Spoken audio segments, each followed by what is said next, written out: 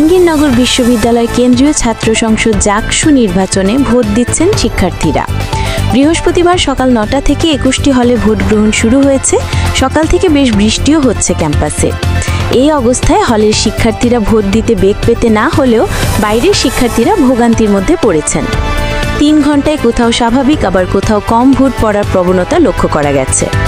আফম কামাল উদ্দিন হলের রিটার্নিং কর্মকর্তা শিবলি নোমান বলেছেন, তার হলে মোট ৩৩৩টি ভোট।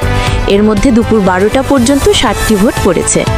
জাতীয় কবি কাজী নজরুল ইসলাম হলের প্রভোস্ট আব্দুর রাজ্জাক বলেছেন, তার হলে মোট ৯৯২টি ভোট। এর মধ্যে ৩ ঘন্টায় ২৫০টি ভোট পড়েছে।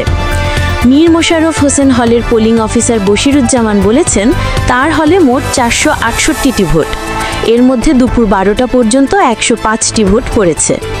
অপরদিকে আল বেরুনি হলের রিটার্নিং কর্মকর্তা মিরাজ রহমান খান বলেছেন, তার হলের ২১০টি ভোটের মধ্যে ৫০টি ভোট পড়েছে।